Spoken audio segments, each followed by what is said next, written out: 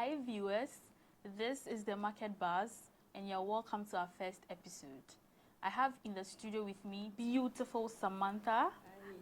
And the handsome Newton. Hi Ron. Today's video, we're going to be talking about the market entry strategies and discuss some types of these strategies that we have. So Samantha, Yes. what do you think market entry strategies are? Okay, so basically, market entry strategies are tactics and approaches that a company employs to enter into a new market, whether domestic or foreign. Okay. Yeah. Can you give us some examples? Oh, yes.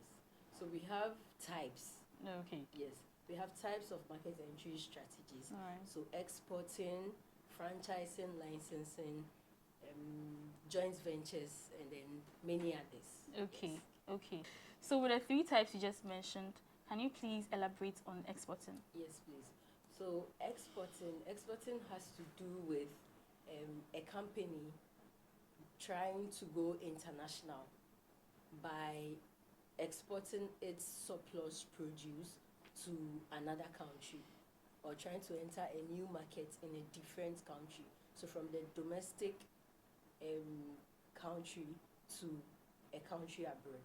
Okay. That has to do with exporting. Okay. Then we have two types of exporting. Okay. There is direct and then indirect.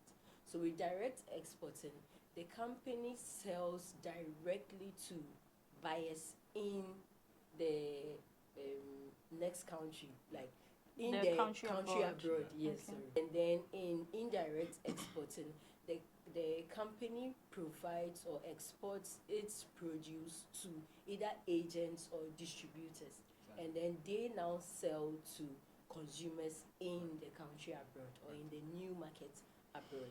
Beautiful, That's indirect. beautiful. So can you give an example of the direct export? Yes. So with direct exporting, an example can be Casapreco company transporting its surplus produce or produce from Ghana, that's its domestic country, to the next country abroad, maybe to the US, and then selling directly to customers. Okay. Yes. But with the indirect, an example would be Casapreco company exporting its produce to agents or distributors in the US or the country abroad. Abroad, okay. So coming to you, Ronnie, what do you think licensing is all about? Well, to my view of what licensing is, it's more of like an agreement, like a contractual agreement. Okay. In which a company literally just sells their intellectual properties. It could be the brand name, it could be the copyright, it could be their work method to a different company. And in that process, they actually call it a royalty fee. Okay. And an example of that could literally be when you actually have a Ghanaian local company trying to like bring in Coca-Cola and then try and sell it in their name right here in Ghana. And then, well, when it comes to stuff like this, there are some advantages and there are some disadvantages when it comes to this. So the advantages there could just come up with low investment, could come with risk reduction. Okay. Because with the low investment, with this, is more of like, because it's already an established business, they're actually trying to like, just try and open it up in their name. Okay. If anything should just come in and there's a lot of cost and everything, it doesn't really fall on you like that, because they bear it, almost like 80% of it, and then you take like 20% of it. Okay. And then when it comes to the disadvantages, which I've already made mention, so with what you just said, can you give us the difference between licensing and franchising? Okay. I would like to begin with franchising. Okay. So with franchising, it's more of like, it's also more of like a contractual agreement where companies actually, they grant other companies to use their company names, their brand stuff, just for them to work beneath them. Okay. And then when it comes to licensing, that's more of like, it's the type of agreement whereby they sell it to you. They don't grant it, they sell it to you, so you can just make use of it. Okay. Okay, but just with one more bad disadvantages when it comes to franchising is just when there's a high value of brand damage, possible brand damage to it. That can usually just because you're actually using someone's brand to do. If there's any problems, this controversial kind of leaks and stuff happen to go to the brand, might also affect you because you're actually using their brand to do your business. Okay, so it's going to affect the brand as well. Exactly. That's Exactly. beautiful. That's And then beautiful. one more, an example of franchising could just be like, let's say, let me use KFC. KFC. And Pizza Hut stuff that are here. Somebody can just use their name just to open a different brand, a different branch, and just continue with it.